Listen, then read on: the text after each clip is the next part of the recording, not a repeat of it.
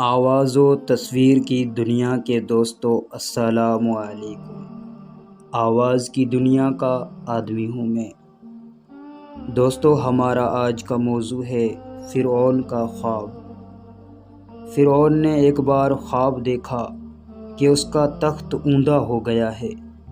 فرعون نے کاہنوں سے اس کی تعبیر پوچھی تو انہوں نے بتایا ایک ایسا بچہ پیدا ہوگا جو تیری حکومت کے زوال کا باعث ہوگا۔ فرعون کو اس بات کی فکر ہوئی اور اس نے بچوں کو قتل کروانا شروع کر دیا۔ جو بچہ کسی کے ہاں پیدا ہوتا وہ اسے قتل کروا دیتا۔ حضرت موسیٰ علیہ السلام جب پیدا ہوئے تو اللہ نے موسیٰ علیہ السلام کی ماں کے دل میں یہ بات ڈالی کہ اسے دودھ پلاؤ اور جب کوئی خطرہ دیکھو تو اسے دریا میں ڈال دو۔ چنانچہ چند روز حضرت موسیٰ علیہ السلام کی ماں نے حضرت کو دودھ پلایا۔ اس عرصہ میں حضرت موسیٰ علیہ السلام نہ روتے تھے، نہ ان کی گود میں حرکت کرتے تھے، اور نہ آپ کی بہن کے سوا کسی کو آپ کی ولادت کا علم تھا۔ پھر جب 3 ماہ کا عرصہ گزر گیا تو موسیٰ علیہ السلام کی ماں کو کچھ خطرہ محسوس ہوا، تو خدا نے دل میں یہ بات ڈال دی کہ اب موسیٰ علیہ السلام کو ایک صندوق میں بند کر کے دریا میں ڈال دے، اور کوئی فکر نہ کر، ہم اسے پھر تمہاری گود میں لے آئیں گے۔ چنانچہ موسیٰ نے ایک صندوق تیار کیا اور اس میں روئی بچھائی اور موسیٰ علیہ السلام کو اس میں رکھ کر صندوق بند کر دیا، اور یہ صندوق دریائے نیل میں ڈال دیا۔ اس دریا سے ایک بڑی نہر نکل کر فرعون کے محل میں گزرتی تھی۔ فرعون اپنی بیوی آسیہ کے ساتھ نہر کے کنارے بیٹھا تھا۔ جب ایک صندوق نہر میں آتے دیکھا تو اس نے کنیزوں اور غلاموں کو صندوق نکالنے کا حکم دیا۔ وہ صندوق نکال کر سامنے لایا گیا تو اس میں سے ایک نورانی شکل فرزند، جس کی پیشانی سے وجاہت و اقبال کے آثار نمودار تھے، نظر آیا۔ دیکھتے ہی فرعون کے دل میں ایسی محبت پیدا ہوئی کہ وہ وارفتہ ہو گیا، لیکن قوم کے لوگوں نے اسے ورگلایا اور کہا کہ ممکن ہے یہی وہ بچہ ہو جس نے آپ کی حکومت کو برباد کرنا ہے۔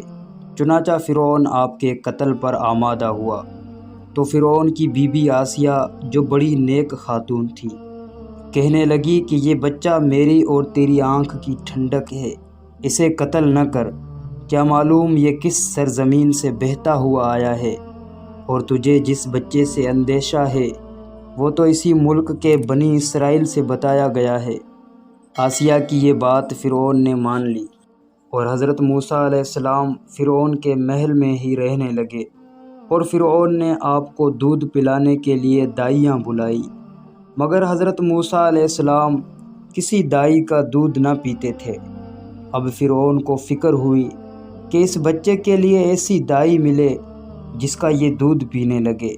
ادھر حضرت موسیٰ علیہ السلام کی بہن، جس کا نام مریم تھا، وہ آپ کے تجسس کرنے اور معلوم کرنے کہ صندوق کہاں پہنچا اور آپ کس کے ہاتھ آئے، آپ کی تلاش میں تھی، حتیٰ کہ پتہ چلاتے چلاتے وہ فرعون کے محل میں پہنچ گئی۔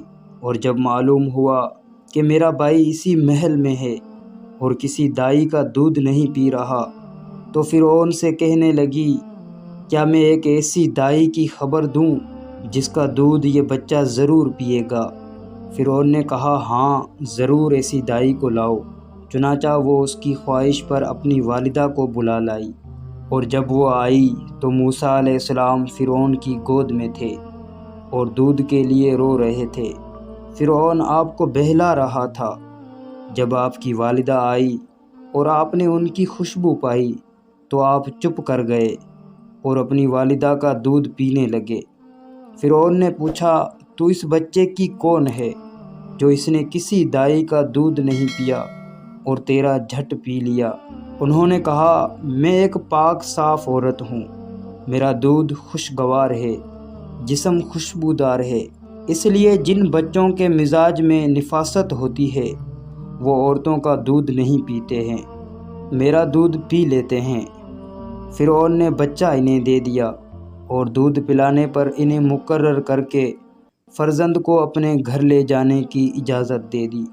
چنانچہ آپ موسیٰ علیہ السلام کو گھر لے آئی اور اللہ تعالیٰ کا وعدہ پورا ہو گیا کہ ہم اسے پھر تمہاری گود میں لائیں گے۔ اس طرح موسیٰ علیہ السلام کی پرورش خود فرعون ہی کے ذریعے ہونے لگی۔ آپ دودھ پینے کے زمانہ تک اپنی والدہ کے پاس رہے۔ اس زمانے میں فرعون انہیں ایک اشرفی روزانہ دیتا رہا۔